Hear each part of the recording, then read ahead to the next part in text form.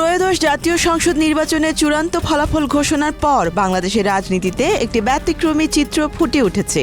নির্বাচন শেষে দেখা গেছে বিএনপি ৭ জন নেতা দলীয় সিদ্ধান্ত অমান্য করে এবং ধানের শীষ প্রতীক না পেয়ে স্বতন্ত্র প্রার্থী হিসেবে ভোটে লড়াই করে বিজয়ী হয়েছেন। এই ফলাফল রাজনৈতিক মহলে আলোচনা কেন্দ্রবিন্দুতে পরিণত হয়েছে, কারণ তারা দলীয় প্রার্থীদের পরাজিত করে সংসদে যাওয়ার পথ সুগম করেছেন। রাজনৈতিক বিশ্লেষকরা মনে করছেন বিএনপির এই বিজয়ী নেতাদের জয় দলটির জন্য একই সঙ্গে স্বস্তি এবং অস্বস্তি বয়ে এনেছে।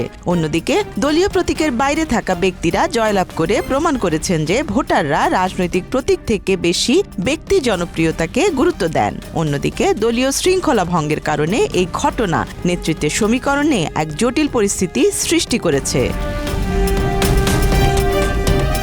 বিজয়ী ৭ জন স্বতন্ত্র প্রার্থী হলেন ব্রাহ্মণবাড়িয়া ২ থেকে ব্যারিস্টার রুমিন ফারহানা, কিশোরগঞ্জ ৫ থেকে শেখ মুজিবুর রহমান ইকবাল, টাঙ্গাইল ৩ থেকে সাবেক মন্ত্রী লুৎফর রহমান খান আজাদ, চাঁদপুর ৪ থেকে আব্দুল হান্নান, কুমিল্লা ৭ থেকে আতিকুল আলম শাওন, ময়মনসিংহ ১ থেকে সালমান ওমর রুবেল এবং দিনাজপুর ৫ থেকে রেজওয়ানুল হক। তারা স্বতন্ত্র হিসেবে লড়াই করে নিজেরাই ভোটারদের আস্থা অর্জন করেছেন এবং দলীয় মনোনয়নপ্রাপ্ত বা জোটের প্রার্থীকে হারিয়ে জয়লাভ করেছেন।